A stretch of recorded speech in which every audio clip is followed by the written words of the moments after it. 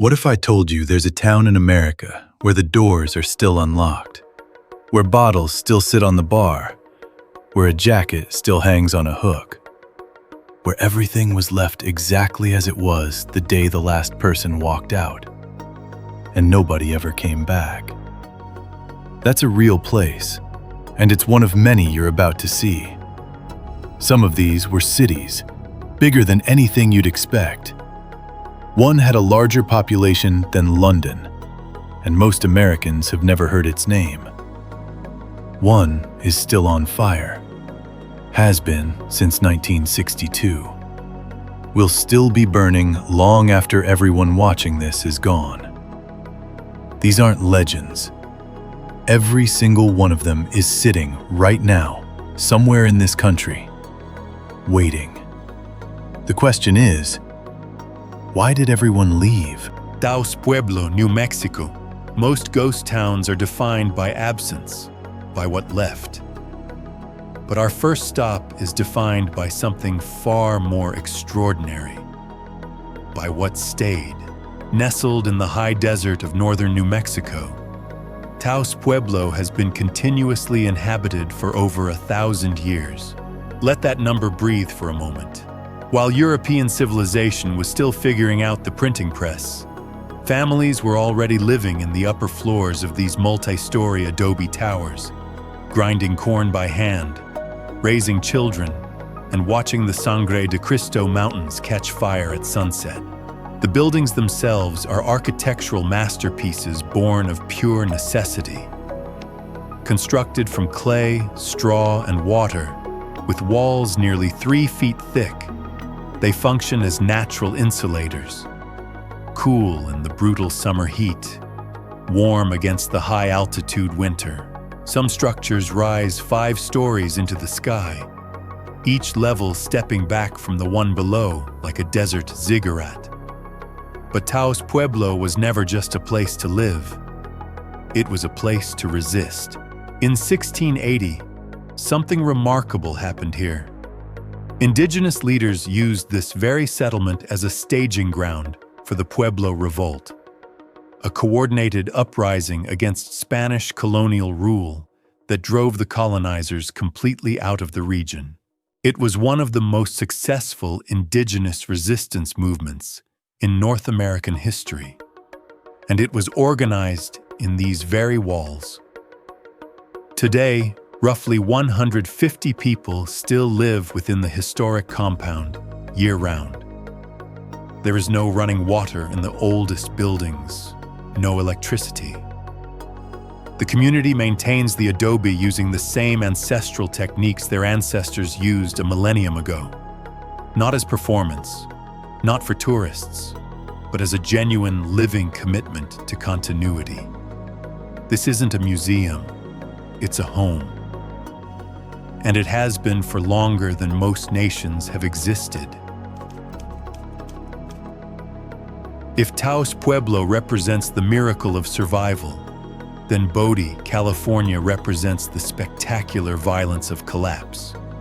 In 1859, a prospector named William Bodie stumbled across gold in the eastern Sierra Nevada foothills. Within 2 decades, that discovery had spawned one of the most notorious towns in California history. A place so wild, so lawless, so saturated with greed and desperation that a young girl, upon hearing her family was moving there, reportedly wrote in her diary, "Goodbye, God. We are going to Bodie." At its peak, Bodie housed nearly 10,000 people and boasted over 2,000 buildings, saloons, gambling dens, hotels, brothels, and opium parlors operating around the clock. One resident described it as a sea of sin, lashed by the storms of lust and passion. Murders were common enough to be mundane. Then the gold ran out. It didn't happen all at once. It rarely does. But by the early 20th century, Bodie had hemorrhaged its population. Buildings emptied, businesses shuttered, and eventually, the last residents simply walked away, leaving behind everything they couldn't carry. What makes Bodie extraordinary today is that it was never restored. The California State Park system maintains it in what they call arrested decay, preserving the structures exactly as they were found, mid-collapse, mid-abandonment. A jacket still hangs on a hook. A bottle still sits on a bar. The town looks less like a museum and more like the aftermath of a sudden evacuation. Walking through Bodie feels like stepping into the pause between two moments. The moment before everyone left, and the moment the wilderness finally takes it back. Montana's gold rush produced a town with an even darker story. Bannack became the territory's first capital almost overnight, a chaotic settlement where men arrived with nothing and left as either millionaires or corpses. What distinguished Bannack from other boom towns was the staggering corruption at its very core. Its sheriff, a man named Henry Plummer, was publicly sworn to uphold the law and privately running a gang of road agents responsible for dozens of stagecoach robberies and murders across the region. For years, he operated in plain sight, protected by his badge. When the community finally uncovered the truth, their response was swift and merciless. Vigilante groups formed almost overnight, conducting trials by torch and hanging men from makeshift gallows. Court records and personal diaries from the era paint a picture of absolute social breakdown. And historians still debate how many of the men who swung from those ropes were actually guilty. Bannack's courthouse transcripts survive. They are deeply uncomfortable reading.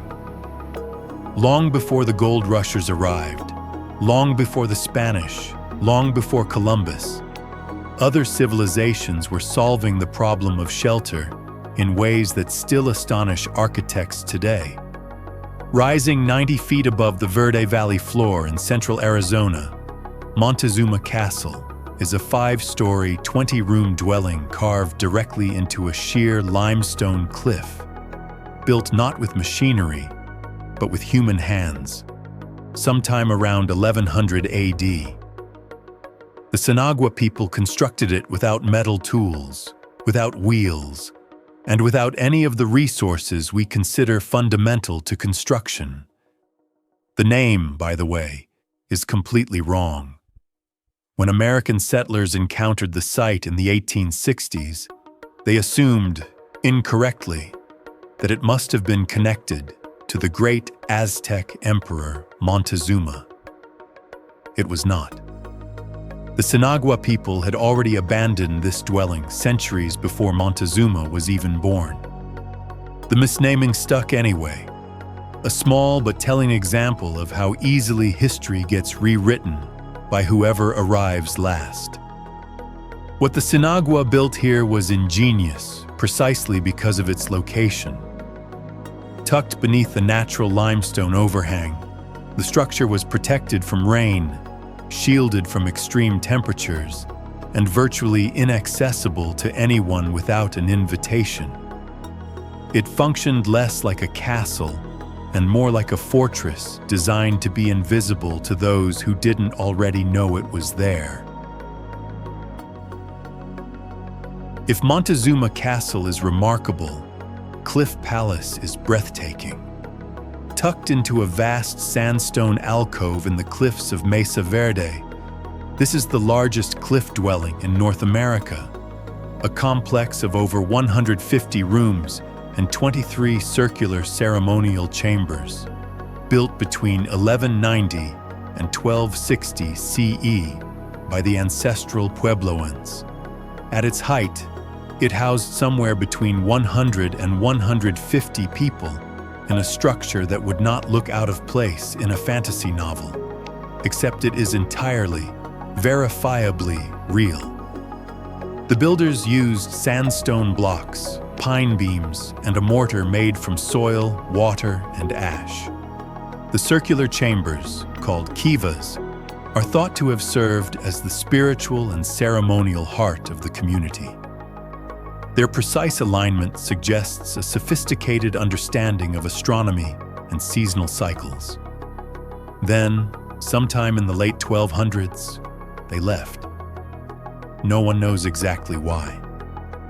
Drought is the leading theory. But the departure was organized, not panicked. The ancestral Puebloans didn't flee. They simply moved south toward the Rio Grande, toward communities that became the modern Pueblo peoples of New Mexico. They didn't vanish. They evolved.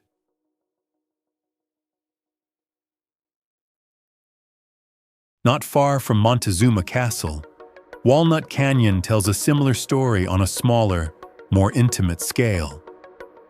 Between 1100 and 1250 AD, the Sinagua people carved over 300 individual rooms into the shallow alcoves of this narrow, winding canyon. The canyon itself was a resource library. The black walnut trees provided food and raw materials. The canyon rim was farmed for corn, beans, and squash. The creek below supplied water. In the language of modern sustainability, the Sinagua were practicing something close to perfect ecological integration, using everything the land offered, building only what they needed, and leaving the rest untouched. They too eventually departed, for reasons lost to time.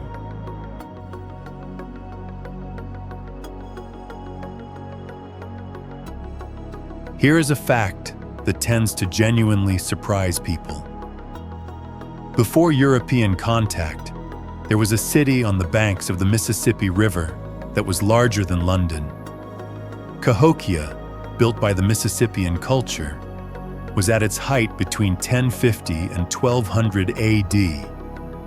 It was a sprawling metropolitan complex covering 6 square miles, housing an estimated 15 to 20,000 people, and anchored by over 100 earthen mounds that served as platforms for temples, ceremonial spaces, and elite residences. Its central structure, Monk's Mound, is larger at its base than the Great Pyramid of Giza. The city had planned neighborhoods, a massive central plaza used for public ceremonies and games, a wooden stockade surrounding the inner core, and a sophisticated hierarchy of governance that influenced communities across the entire eastern half of the continent. Then, around 1350 AD, it was abandoned. The Cahokia tribe that French explorers encountered in the 1600s had no direct connection to the Mississippian civilization that built the mounds. They had simply moved into a landscape, already shaped by someone else's ambition.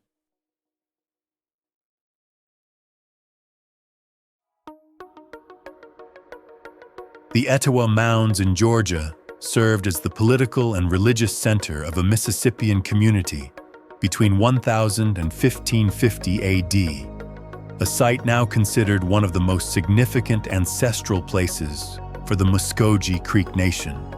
Archaeological excavations here have uncovered copper ornaments, carved stone figures, and ceremonial objects of extraordinary craftsmanship, evidence of a civilization with intricate trade networks, sophisticated religious practices, and artistic traditions that rival any in the ancient world. It is, by any honest measure, one of the great civilizations of human history. It is also almost entirely absent from standard American history curricula.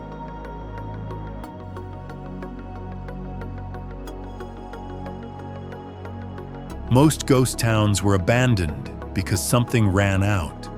Centralia, Pennsylvania was abandoned because something would not stop burning.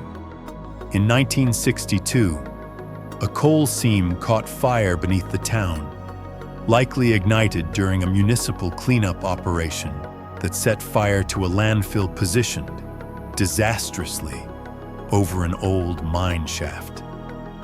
The fire spread through the abandoned tunnel network below the streets, and no effort to extinguish it succeeded. The ground began to crack. Sinkholes opened without warning. Carbon monoxide and sulfur dioxide began seeping through fissures into homes. In 1981, a 12-year-old boy barely survived falling into a suddenly opened sinkhole 60 feet deep. By the mid-1980s, the state and federal government had relocated the vast majority of Centralia's residents. A small number refused to leave. The fire is still burning. Geologists estimate it could continue for another 250 years. In winter, you can see steam rising from the ground, the exhalation of a fire burning in absolute darkness, half a mile below your feet. Centralia is not a ghost town in the traditional sense. It is a town in the process of becoming one, in real time, right now. America is, in many ways, a country obsessed with the future, with what's being built, what's being disrupted, what's coming next.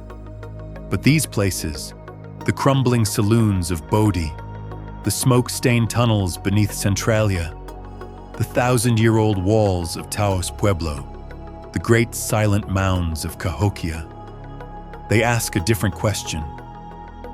Not what are we building, but what do we leave behind? Every civilization that ever stood on this soil believed, at some point, that what they were building would last. Some of them were right. Most of them were wrong.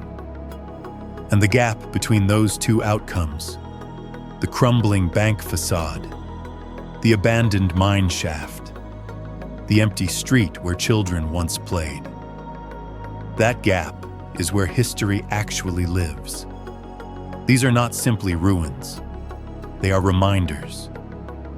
The next time you stand somewhere that feels permanent, somewhere that feels like it will always be exactly as it is right now, remember Bodie. Remember Cahokia. Remember the fire still burning under a Pennsylvania town that used to be called home. Nothing is permanent, but nothing is truly lost either. It just waits for someone to look. Subscribe for more explorations of hidden American history.